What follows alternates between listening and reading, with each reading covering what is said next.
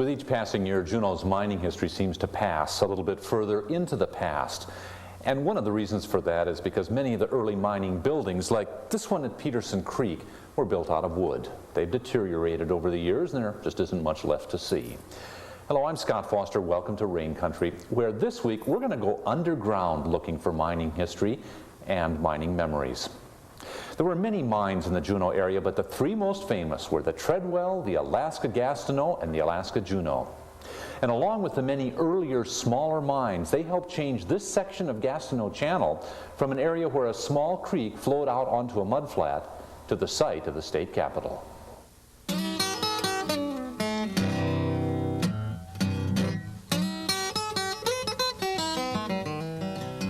The burned-out remains of the A.J. Mill are the most visible reminder today of the mining industry that built and dominated Juneau from 1880 until 1944. Other mining relics remain, like the ore cars in Silver Bowl Basin, the Treadwell Mine saltwater pumping station at Sandy Beach, the old concrete foundation of the Alaska Gastineau Mill at Thane. These remaining relics offer only hints of the actual size of mining buildings, like the A.J. Mill above Gastineau Channel, the Perseverance Mine in Silver Bowl Basin, the Treadwell in Douglas, and the Alaska Gastineau Mill in Thane. The mining relics and the old photos can pull together some of the images of that earlier time for those of us who came after the mining left. But some in Juneau have to go no further than their own memory to recall how it used to be. The men who actually worked in the A.J. mine.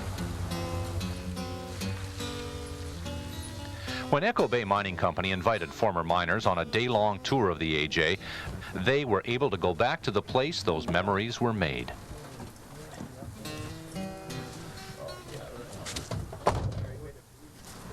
Oh boy, building. Isn't this something, huh? Yeah. Okay, way up there in the clouds. I've been, Huh? Joe Williams and I one time, we went out of the Perseverance, came up over the mountain there, and came down all the way down. Down that gully? Yeah. Really? Just like in the old days, everyone going into the mine today has to gear up, but with gear that has changed over the years. The only thing about the carbide lights is that every time a shot went off any place in the mine, the concussion blew out your light, and you had to be sure because you was in darkness then. Then you just have to restart it. Yeah, well, you had a little wheel and a carbide lamp, you know. You'd hit it. If your hands weren't muddy or something, you had a light. Bill Byington remembered when they switched from carbide to electric lights in the mine, and how the mine superintendent never would change. He worked in the days when they used candles, and he says when they went from candles to carbide lights, why the Treadwell shut down. He says that happened to the A.J. And he was right. Before the mine finally did close in 1944, it had been established as being in a class by itself. Of course, thousands were involved in the A.J.'s achievements. Some of the few who took part, who still remain in the Juneau area, had one more chance to ride back into the mine and, in a sense, back into their own history.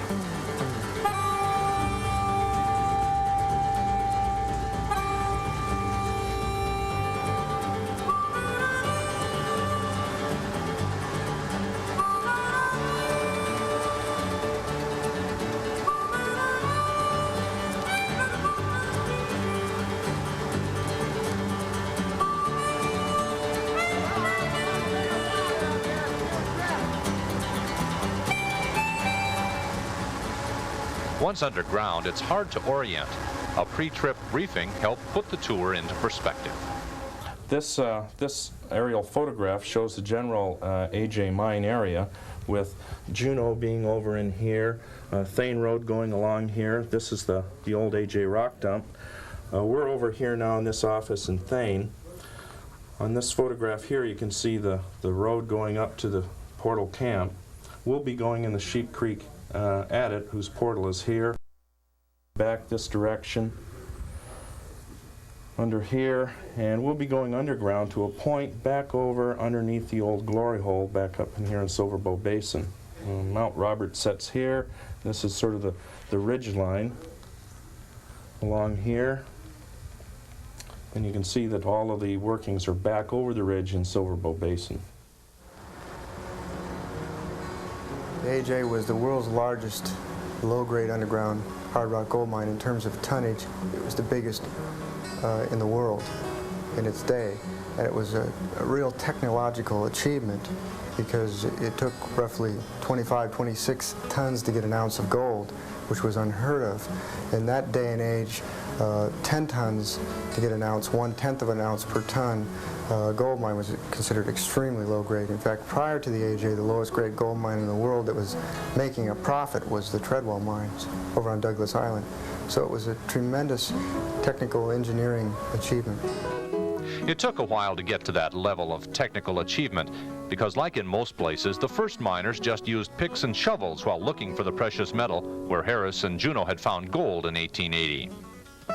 In the 1890s, more extensive flumes, dams, and pipelines were added to provide pressurized water which washed the gravel deposits to bedrock. This placer mining continued well into the early 1900s. Soon claims were consolidated for greater efficiency and small mining companies formed.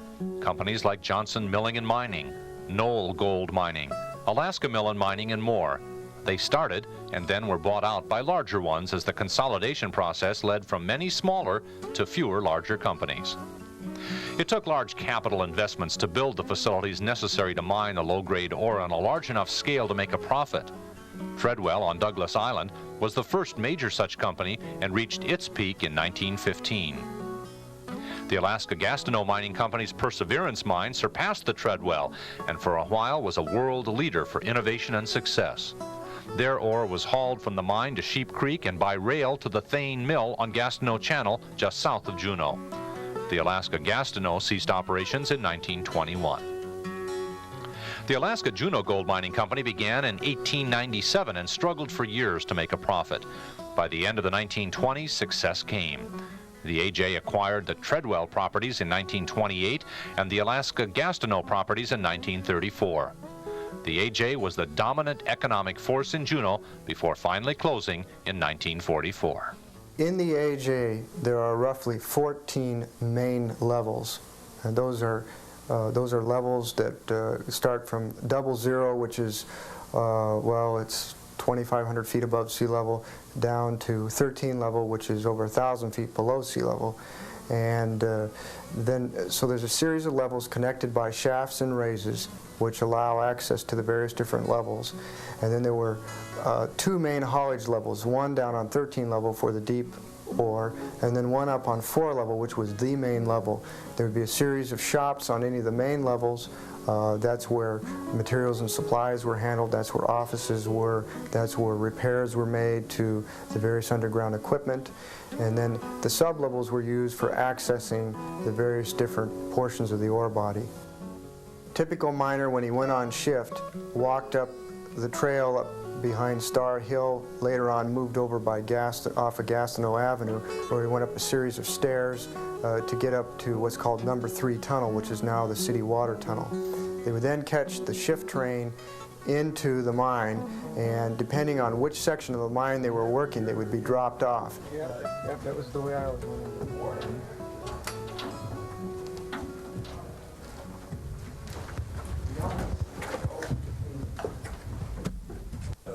Oh, well, this is the number 1 station, and the train would pull in, and we miners would get out of the shift car train, stand in line here, and the shift boss, who sometimes was Jack Donahue and sometimes not, would be standing in there, and he would hand you your chit as you walked by, which meant that you had checked in for work, and if you didn't, if your chit was still gone at night, they knew that something was wrong. Well, I worked here a long time.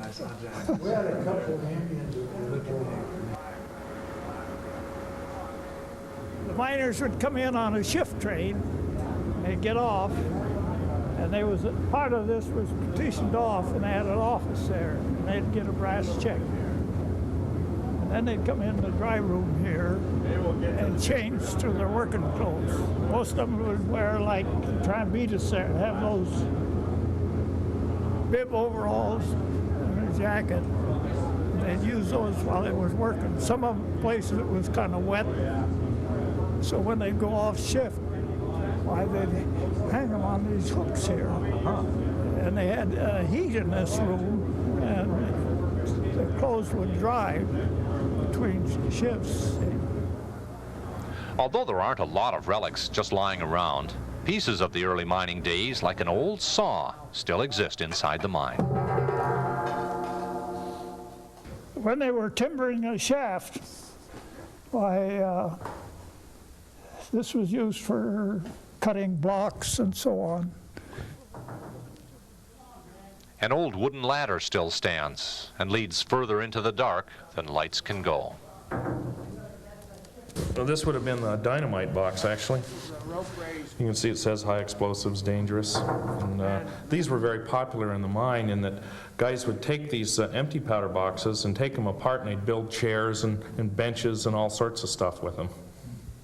So you find pieces of these all over. This is from one end of the box. The other end of the box usually has a date on it. So most of the ones we found on this level are all, say, 1943. There have, of course, been many changes since these miners came into the mine, not for a tour, but to go to work. Well, the process is still the same in that they have to define the ore body, they have to extract it, and they have to haul it out. The tools and the equipment and the various tasks assigned are different, and that we have heavier equipment that can handle more tonnage of rock. There's less, you see less use of railed equipment, more tireless vehicles. Also, you see less physical work involved in mining, whereas before there was a lot more brute force. It's called a drill jumbo. It's actually just a big machine that has in this case, two drills on it.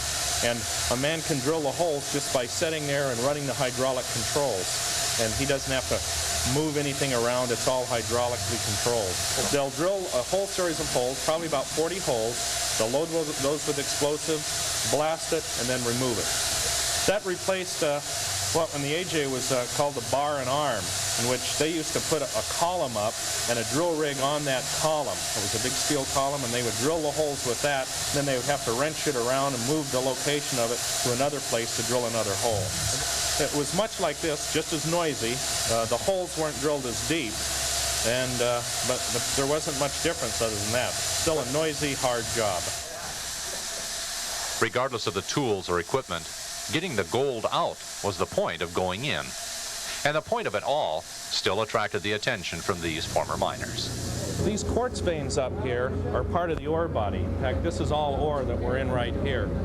The AJ is pretty famous for the low-grade nature of the ore, but in fact, the individual quartz veins are really quite high-grade.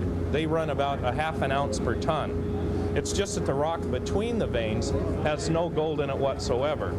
So that when you mine the thing in bulk, you end up with a grade that's around 0.05 ounces per ton. This zone, in fact, in this area, is about 200 feet wide. We're just seeing a part of it. There's just one vein after another. And so you mine the whole 200 feet width. They would drive workings through them to find out where the limits of the ore was, and they would also do some core drilling to determine where the ore was. And on that basis, they could outline the ore. At another mining location, there's another quartz vein, and these former miners go right to the loose rock for a closer look. When we see mineralization in the quartz veins, like this galena and this pyrrhotite, it's always a good indication that there's good gold values in the veins. And so these big accumulations of sulfide minerals here are telling us that we're in good ore right now. But that isn't gold. No, that isn't gold. In fact, under these lighting conditions, it would be very rare that we would even see the gold in there. Yeah, this is all sulfide minerals. And some of this is carbonate minerals, the gray stuff. And I don't see anything else in there except for pyrrhotite and pyrite. For the early day miners, finding the gold was just the first step. Then they had to get it out. We'd start inside this mountain, you know. Start from off of a bulldoze chamber and start making a hole above the chamber, a cone-shaped hole, see? And after that, you know, on the ore body, not to get the ore body down to the bulldoze chamber. And they'd keep caving that into the bulldoze chamber, and they'd work it down to the chute. Bulldozing, and he's in this picture. He's got all he's lit the powder. He's going to put it up there into the collar and knock it loose because the ore isn't coming out. He's drilling with the stoper to drill a hole so they could put powder in the hole and blast the rock because he's right at the edge of his chamber, the bulldoze chamber. The bulldozer did all he could do to keep this ore moving from the stope down through the collar of his bulldoze chamber onto the grizzlies, which were separated by about 18 inches, and then your raise down below what your ore raise. The bulldozer's job was to keep that ore moving. You had just hang up here in the stope and it wouldn't come down. You used water and you used your muck hook and it wouldn't come down. So you would dig a spot underneath it, or you'd find a spot between several of the rocks that may be honeycombed up there, and you would take a bundle of powder, probably 3 sticks or 5 sticks or 7 sticks or 10 sticks. They make a nice bundle. And you would hook this end of this fused onto your 20-foot long 2x2 by 20-foot long powder stick, we called them. And you would sharpen the end of the powder stick, stick it in the bundle, and then light it with the fuse spitting and whatever size bundle of powder you got. You would bounce it or try to get it up into this hole or wherever you think it'll do the damage to bring this hang-up down into your bulldoze chamber. Once the bulldozers had lit an explosive charge inside the chamber, he would come out, he would walk over here, and he would open this valve to make the blast whistle go. When that whistle sounded, men in the area would realize there was going to be an explosion, and they would stay clear of this area. What are these old pipes? They would be water. You had to hook up the water to your jackhammer, or else you breathed in the dust from the drilling. And the air pipes was, you put it on as soon as you put your blast on, so that you clear out your bulldoze chamber of smoke. You came back into your chamber with your water on to wash the chamber down to keep for health reasons.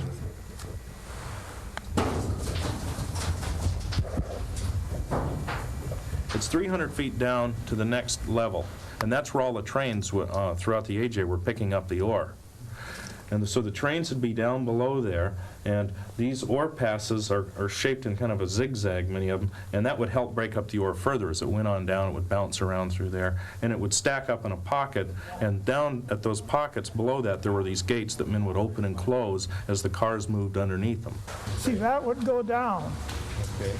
And then the ore would come out of that, dump into the car. I see. So the gate would actually open like this. Yeah. No, the gate would drop down. Okay, that part there would drop down. Drop down, yes. And the other one up above there with the big cylinders, It it would lift raise that up. up. Okay. That was what they called a check gate up there. Keep it from coming down too fast. When he wanted the car to move, when the car got loaded, he'd hit the switch and the lights would flash and drift.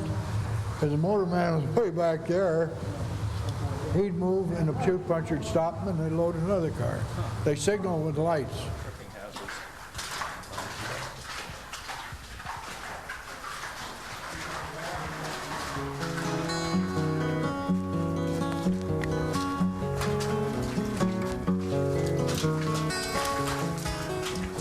In the late 20s, the AJ discovered an extensive ore body in the northern half of the mine, and it was all below the main haulage level. Prior to 1929, all ore was drawn from above the main haulage level, which is 440 feet above sea level. When they discovered this deep ore body, which they called the Deep North ore body, they had to sink a shaft down into that to access that ore body.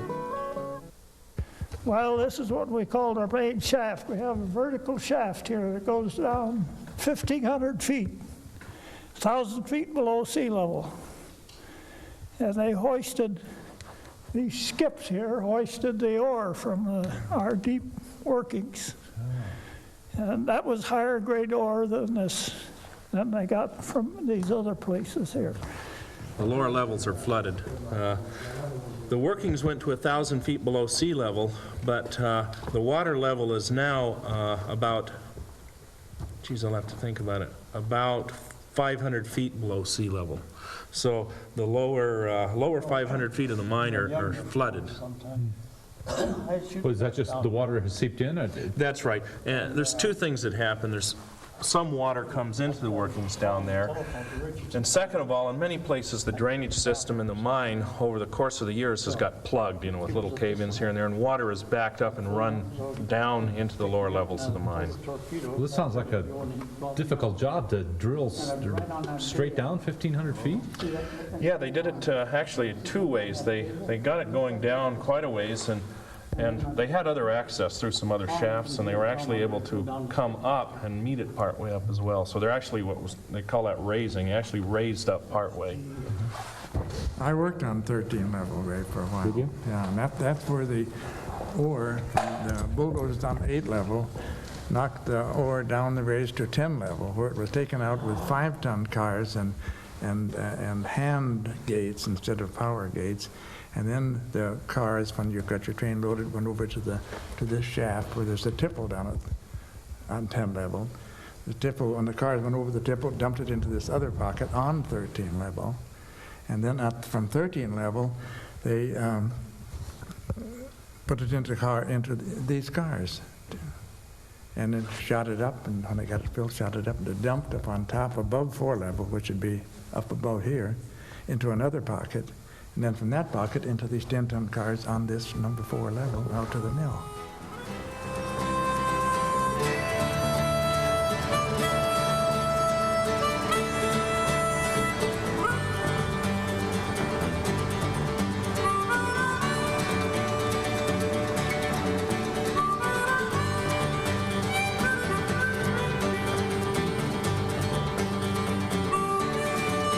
What did you think about this trip, about seeing the inside of it again? Well, I didn't think back in 1941 when I left the mine that I would be spending another whole day underground in that mine. So thanks to today, I had that opportunity. Yeah, things come back to me today, seeing that bulldoze chamber and those grizzlies, and the danger that they were working over those grizzlies day after day, and putting dynamite onto a 20-foot powder stick and lighting it, and then like a big firecracker bouncing it up into that stove so it could break the ore loose. Things like that you forgot about that you did. I don't think I'd do it over again. Just amazing the condition that it's remained in over these many years. See, they closed in May of '44, and it's just in good shape, I think. What are some of the things we would have seen if we'd gone in the mine when it was working that we didn't see today? Well, for one thing, you'd have saw lights all the way, and you'd have been able to orient yourself a lot better. Even now, without the lighting through the mine, it's hard for me to get the perspective of where in the heck we're at. And the noise and the activity and the trains and all that is missing, you know. So, It was real hectic and a lot of stuff going on then? oh yes, there was noises all the time, you know. You could hear the crack of shots going off dynamite. You could hear, you know, the train activity, men hollering and talking, and yeah, it was, well, it was almost like a city underground. Well, you'd have seen a lot of ore cars being loaded and the trains being made up, and you'd probably seen the shift trains coming in and the miners changing shift, going to the office and getting their tags, going to work, and those coming off shift would turn in their tags. And, well, there was quite a few men there, you know. The mine itself, I was surprised that it hadn't deteriorated too much on ore chutes and so forth. But it was really fantastic going through there, and brought back a lot of fond memories of the old AJ.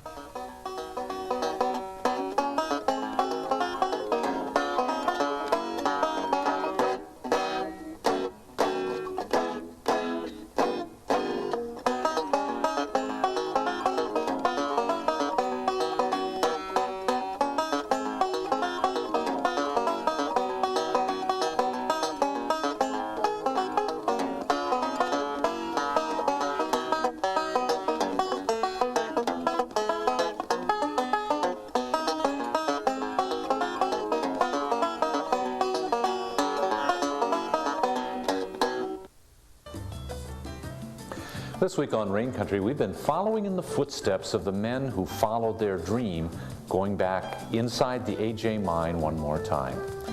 We'll be back on the track of more of our Southeast neighbors when we return again next week at the same time, and you're certainly invited to join us then. I'm Scott Foster. Have a good day.